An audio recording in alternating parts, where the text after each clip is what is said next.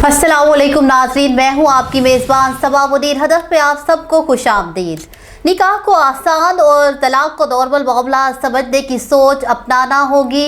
इस मामले को काफ़ी दिन गुजर गए हैं, लेकिन मुझ में हिम्मत नहीं थी कि इस मौजू पर कुछ लिख सकूं। ये वाक़या ऐसा था कि कलम लरसने लगा, जहन मुंतशिर होता गया, ख्याल दर ख्याल सवालों के दायरे बनते चले गए। वो मासूम अस्कात हमल की तकलीफ से मौत की बाजी हारी होगी। पहली दफ़ा एक नए वजूद की आहट का एहसास उसके लिए कितना तकलीफ दे होगा। वो खुश हुई होगी, लेकिन नहीं, कोई रास्ता उसके सामने ना था। अगर होता तो वो कभी भी इस खुशी को अपने लिए गुनाह और गंदगी तस्वुर करते हुए खुद से अलग करने की कोशिश ना करती। उसे इस खुशी से घिन आती होगी। वो कितनी अज़ियत में होगी, ज़हनी अज़ियत। हाँ वो तो है, लेकिन मैं भी तो औरत हूँ। पहली दफ़ा माँ बनने के एहसास को मैंने महसूस किया था।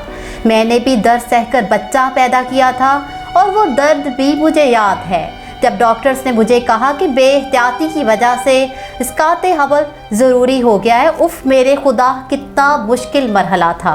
ऐसे जैसे किसी जले हुए बर्तन से खाने को खुर्च कर निकाला जाए। वो दर्द बच्चा पैदा करने से कहीं ज़्यादा था। अब भी कभी वो सब कुछ याद आता है तो रूह कांप जाती है। माँ जब दर्द से बच्चा पैदा करती है, उस वक्त हाल ये होता है जैसे अभी मौत का फरिश्ता सामने खड़ा हो और अब सांस रुक जाए।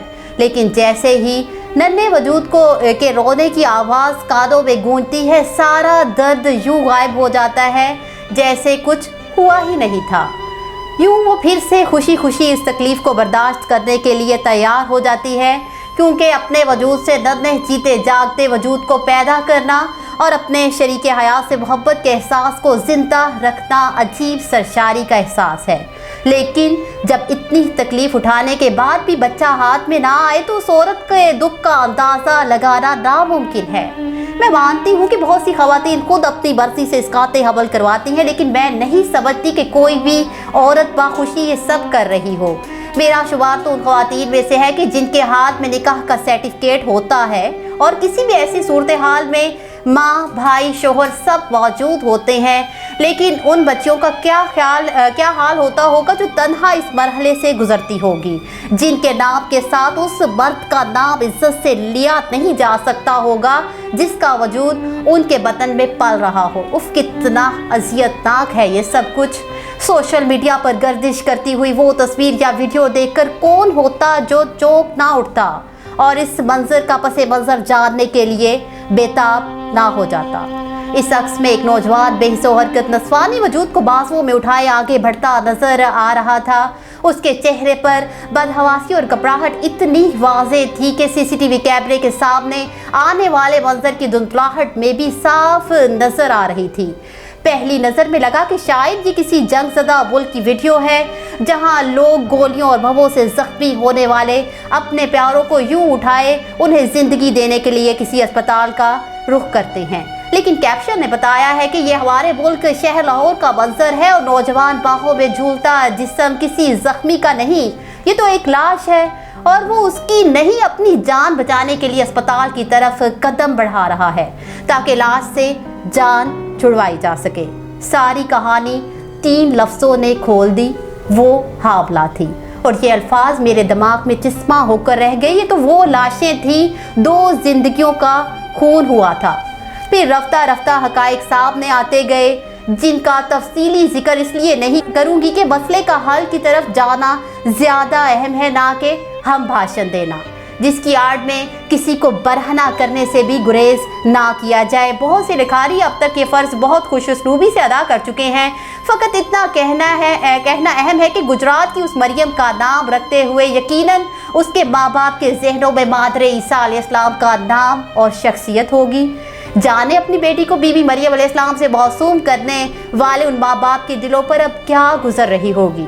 वो मरियम भी मासूम थी, जिसकी मौत के वक़्त उसके प्यारे उसके पास नहीं थे। वो दर्द की शिद्दत को चुपचाप इसलिए बर्दाश्त करती रही क्योंकि वो मजबूर थी कि इज्जत और निकाह का पर्चा उसके हाथ में ना था, सो वो क्या करती।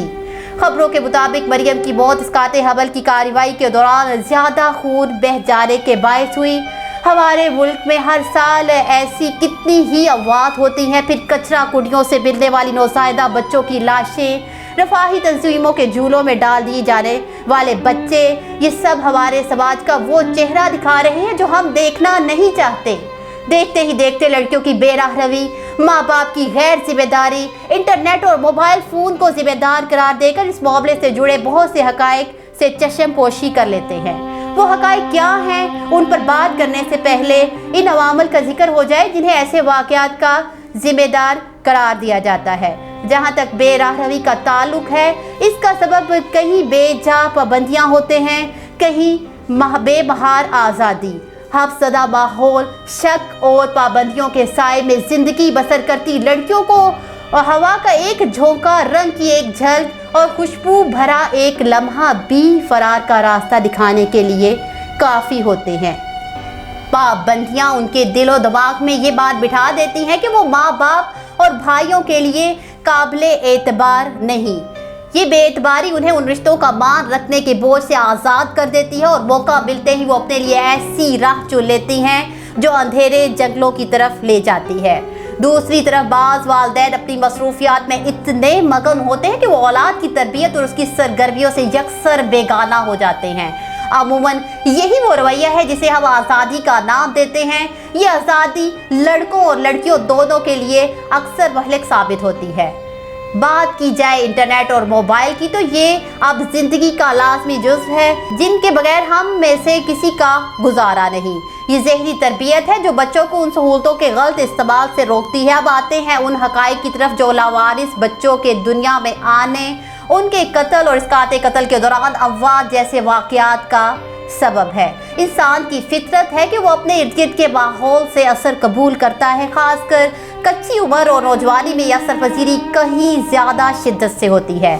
ऐसे में टीवी ड्रामों और फिल्मों की कहानी और मनाज़र दिलो दिमाग पर क्या असरात मुरत्तिब करते हैं, ये जानने के लिए माहिर नफ्सियात होने की ज़रूरत नहीं।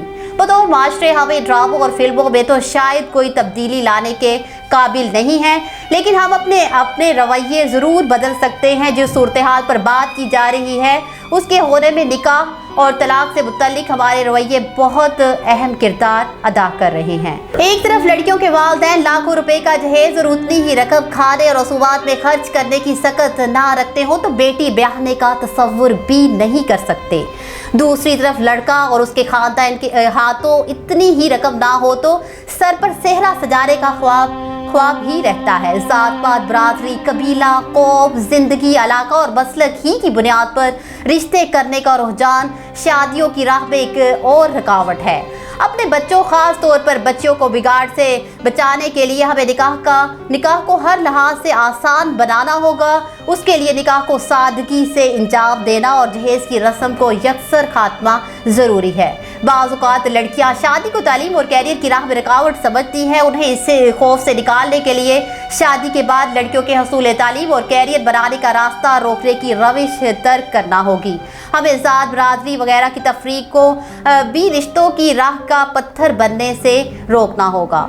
मामला यहीं तक महदूद नहीं रहता, हमने निकाह की तरह तलाक को भी मुश्किल बना दिया है। अगर कोई लड़की खालिसतन जायज़ वजूहात की बिना पर भी शोहर से तलाक लेना चाहे तो उसके घर वालों की इज्जत आड़े में आ जाती है और कभी उसके बोझ बन जाने का ख्याल रिश्ता निभाते रहने के मशवरे में ढल जाता है।